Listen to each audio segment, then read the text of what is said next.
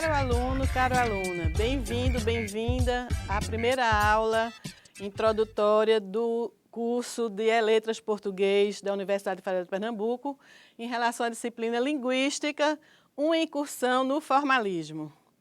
Eu sou a professora Virgínia Leal e já tive o prazer de estar com vocês na disciplina Introdução à Linguística e leitura e produção de textos acadêmicos. Então, não é a primeira vez que estamos juntos e espero que, mais uma vez, estejamos aqui fazendo um excelente trabalho.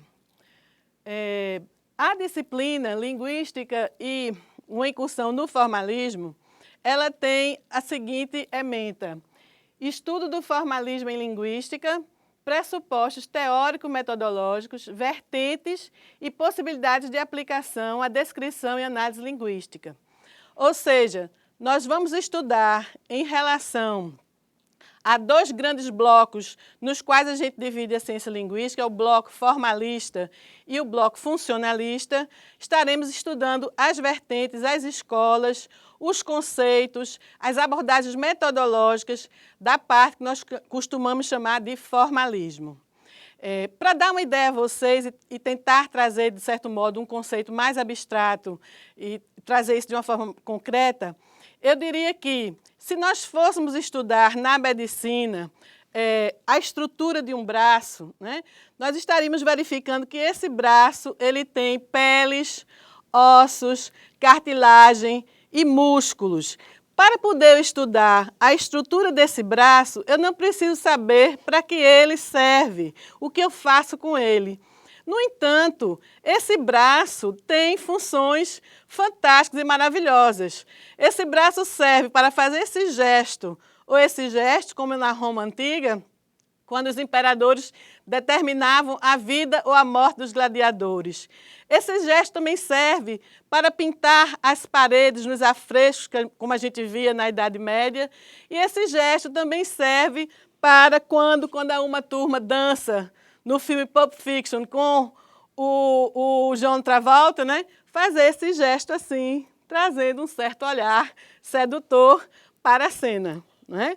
Então, nós temos essas duas possibilidades de estudar ou o funcionamento ou a estrutura da linguagem, saindo do campo da fisiologia e da anatomia e entrando no nosso campo, que é o campo da linguagem. O exemplo só foi para tornar essa ideia mais abstrata numa questão concreta. Além disso, vocês viram na ementa que a gente fala em vertentes. Isso significa dizer que não existe uma só forma de se fazer o chamado formalismo, ou de se conceber o formalismo. Nós temos várias escolas, nós temos vários autores, né, que em suas diferenças dão nomes distintos ao que se faz sobre essa ótica chamada formalismo em linguística. Nós temos desde uma abordagem saussuriana do formalismo até uma abordagem gerativista ou chomskyana do formalismo. O curso ele está voltado para uma série de temas, como vocês podem olhar aqui na introdução, não é? Quando a gente revisita o que a gente viu lá em Introdução à Linguística, a gente volta a mostrar o quanto essa disciplina é importante para vocês. Vocês em breve serão professores de língua portuguesa ou professores de literatura em vários níveis da educação formal, né? E dentro dessa formação que a gente procura dar a vocês através desse curso, duas disciplinas eu colocaria como disciplinas de destaque nessa formação. Uma é a teoria literária, que dá todos os subsídios, ou procura dar pelo menos os principais subsídios teóricos e metodológicos da abordagem do fenômeno literário, qualquer que seja a literatura brasileira, francesa, inglesa, etc. E a linguística, que se preocupa em estudar a linguagem, também não importa qual é a língua que esteja em questão, se é a língua inglesa, se é a língua portuguesa, se é a língua francesa. No nosso caso, vai interessar sim o que acontece mais especificamente em relação à língua portuguesa. Então, estamos aqui na linguística aprendendo, de certo modo, a entender os fundamentos dessa área científica. E quando a gente fala área científica, a gente está já tratando da linguística como ciência. Desde o início, digamos assim, do que a gente chama de pensamento ocidental, né? Porque para nós ocidentais tudo começa na Grécia, ou seja, na antiguidade greco-latina, não é? Desde aquela época que os homens se preocupavam em compreender qual era o papel da linguagem, não é? Para que servia a linguagem, o que era essa linguagem em relação ao mundo, em relação aos outros.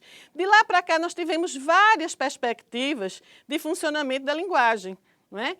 E aí o que a gente viu? É que mais ou menos no final do século XIX, a gente vai ter um autor chamado Ferdinand de Saussure, nascido em Genebra, que vai estabelecer os parâmetros para o estudo da linguística como ciência.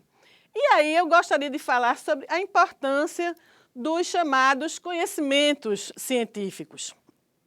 Nos conhecimentos científicos, a gente estuda um determinado modo de ver as coisas no mundo. Mas a ciência não é a única forma de conhecimento. Ela hoje, infelizmente, é aquela forma que prepondera sobre todas as outras. Quando a gente quer desqualificar um argumento, a gente vira para o outro e diz, isso não é científico, como se os demais conhecimentos não tivessem o seu valor, o seu funcionamento e a sua função. Então, se a gente olhar aqui, a gente vai ver que nós temos o conhecimento mítico, não é? Os homens, quando encontraram-se no mundo, não sabiam explicar como o mundo era o que era. E aí surgiram os mitos, os grandes mitos, o mito de Pandora, o mito de Sísifo, o mito de Prometeu, que são coisas maravilhosas que eu espero que vocês, mesmo não sendo um conteúdo específico de linguística, vocês tenham essa curiosidade, porque o background cultural é algo muito importante na formação de qualquer pessoa e na formação do professor mais ainda. Nós temos o conhecimento artístico também, não é? O conhecimento artístico é algo que é muito importante, porque sem arte o homem não vive, não é? Brincando com os titãs, assim, a gente não quer só comida, a gente quer comida, diversão e arte, porque a arte é uma coisa importante para o espírito. Não só para acalmar os espíritos, mas também para deixá-los em agonia, e isso é muito importante no ser humano. Nós temos também o componente ou a forma de conhecimento, que é a forma ou o conhecimento chamado religioso. Então, a religião também é uma forma de explicação sobre o mundo, não é? Uma forma dogmática, uma forma em que acreditamos num determinado ser, numa determinada forma de compreender o mundo, e isso vai se dando a partir de uma série de preceitos que a instituição, não é, religiosa nos dá. Nós temos também ainda o conhecimento do senso comum. São aquelas coisas que aprendemos por ensaio e erro, né? Que sabemos resolver na vida, porque a própria vida nos foi ensinando, né? E os colegas, enfim, as pessoas que estão ao nosso redor. Nós temos também o conhecimento filosófico, também é outra forma de conhecimento. É uma forma baseada na racionalidade, não é? Mas ela não se submete à prova da verdade. Ninguém vai perguntar se um determinado filósofo fala ou não fala a verdade sobre algo no mundo. Ele tem uma forma de explicar esse mundo. E aí chegamos no conhecimento científico. O conhecimento científico é esse que digamos assim, gestado e de certo modo, construído a partir de alguns elementos muito concretos, né? Então, a gente tem um determinado objeto, a gente seleciona no mundo um objeto para estudar e, a partir da seleção desse objeto, a gente tem um método que é mais apropriado para abordar esse objeto. Agora, a forma como a gente constrói esse objeto é muito interessante, porque nós temos diferentes modos de conceber esse objeto. Se eu estou, por exemplo, na frente de uma mesa e olho essa mesa de cima para baixo, sob esse ponto de vista, a mesa para mim é só tampo. Mas se eu estiver deitada no chão e olhar para esta mesma mesa, eu só vou ver, então, nesse momento, as pernas de uma mesa, se é que ela tem pernas de mesa, porque a gente tem mesas que são chumbadas na parede e elas podem ficar soltas em balanço, não é? Então, nesse sentido, se eu ficar de lado, numa certa perspectiva, não é? De ângulo, eu tenho a possibilidade de enxergar o tampo e as pernas. Então, cada objeto desse que eu vou analisar dependeu do ponto de vista. E é assim que acontece com a linguagem. Então, nós temos diferentes pontos de vista para abordar o fenômeno linguístico. Dito isso, nós vamos aqui para os conteúdos programáticos propriamente ditos, né? Nós temos a complexidade do objeto e da ciência. Então, a linguagem é um objeto extremamente complexo. E só para dar uma ideia da complexidade da linguagem e do mistério que é a linguagem, eu vou acionar algo que acontece no domínio da aquisição da linguagem. Imagine você que conhece muito bem o que é um substantivo, um adjetivo, uma qualidade, não é? Uma ação, que conhece muito bem o que é o significado de uma preposição que liga dois elementos, etc. Você conhece tudo isso, você conhece o que é passado, o que é presente, o que é futuro. E aí, depois de todos esses conhecimentos que você tem da língua, você vai aprender uma língua estrangeira como o chinês. E você fica durante um ano e você não consegue compreender em chinês o que uma criancinha com 1 ano de idade consegue compreender sem ser ensinada e sem ter nenhuma noção desse tipo. Então, isso é algo que a gente chama, que faz parte do mistério da linguagem. Então, há muito o que pesquisar, há muito o que descrever, e vocês, como professores de língua portuguesa, vocês terão essa possibilidade de adentrar nos mistérios da linguagem para poder desvendá-la um pouco e, a partir daí, formar novas pessoas, novos leitores, novos produtores de escrita, novas pessoas que vão falar, se comunicar, etc. Né? Entrando agora numa perspectiva de análise de alguns fenômenos para mostrar o que é que o formalismo, ou com o que o formalismo vai tratar, nós temos aqui três fotografias, que são fotografias recentes, tiradas depois do atentado que houve lá em Paris, no jornal Charlie Hebdo. Na primeira fotografia, vocês têm a expressão Je suis Charlie, que é uma expressão em francês, quer dizer eu sou Charlie, o que significa estar, de certo modo, encampando aquele problema pelos quais passaram os chargistas que ali trabalhavam, não é? À direita dessa imagem Je suis Charlie, nós temos Eu sou Nisman. E aí já tem a ver com o movimento que aconteceu na Argentina depois da morte do procurador que ia denunciar a presidente Cristina Kirchner. Então, vocês vejam que a estrutura linguística, eu sou e je suis Charlie, elas são semelhantes. E é possível a gente fazer esse tipo de comparação porque ambas as línguas derivam, né, de uma origem que é a origem latina das duas línguas, tanto o francês quanto o espanhol. Aqui embaixo nós temos nessa fotografia que fica aqui abaixo, nós temos três cartazes. Je suis muçulmano, je suis juif, je suis catholique. Isso quer dizer que a estrutura eu sou alguma coisa, esse alguma coisa pode ser trocado. No momento em que eu vou analisar a linguagem nessa perspectiva, eu não estou procurando aqui, nesse momento, enquanto estrutura, saber, do ponto de vista ideológico, o que é que está em jogo. Quem disse o quê, para quem disse, em que momento, etc. E isso vai ser muito bem trabalhado pelos estudos funcionalistas.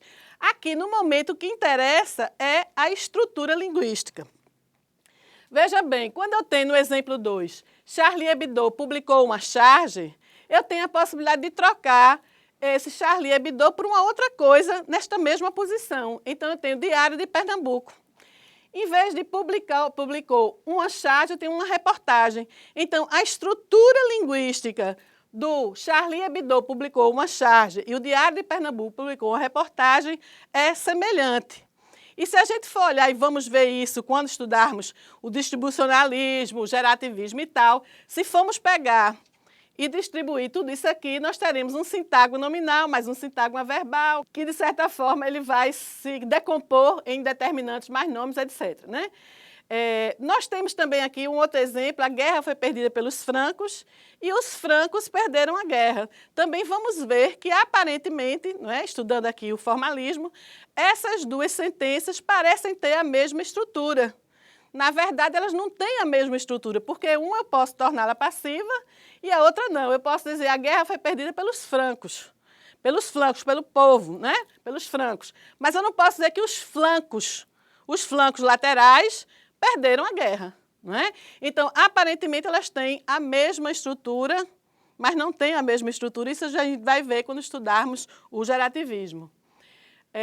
Enfim, dentro das correntes que vamos estudar aqui, nós vamos ver o estruturalismo europeu, mais de base sossiriana, os formalistas russos.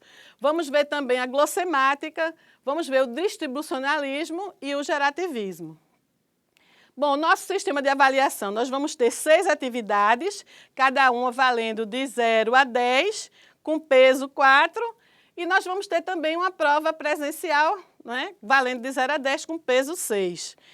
Uma coisa que é muito importante é que, mesmo em se tratando de um curso à distância, há reprovação por falta, ou seja, vocês precisam frequentar a plataforma, vocês precisam fazer pelo menos 75% das atividades e participar de pelo menos 75% das atividades presenciais ou das webconferências, não é? E eu tenho certeza que vocês vão fazer isso com muita tranquilidade. Vão observar os prazos das atividades, porque a gente não abre mais, aquele prazo é aquele ali que está estabelecido, mas com certeza vocês serão exitosos nessa disciplina. Há uma bibliografia inicial que será complementada com outras indicações, na medida do possível digitais, pela facilidade com a qual vocês terão acesso a elas. E, por fim, eu quero dizer, né, convidando já para a próxima aula, que mais uma vez sejam todos e todas bem-vindos e bem-vindas. E tenhamos um excelente semestre, não é? Porque juntos estaremos rumando juntos à colação de grau, porque esse é o nosso objetivo aqui, é produzir profissionais, é trabalhar profissionais como vocês, que serão os profissionais que mudarão a face do estado de Pernambuco e não só, né? Mas o estado precisa de professores qualificados e a gente está aqui ajudando ou contribuindo com essa missão. Muito obrigada e espero encontrá-los na próxima videoaula.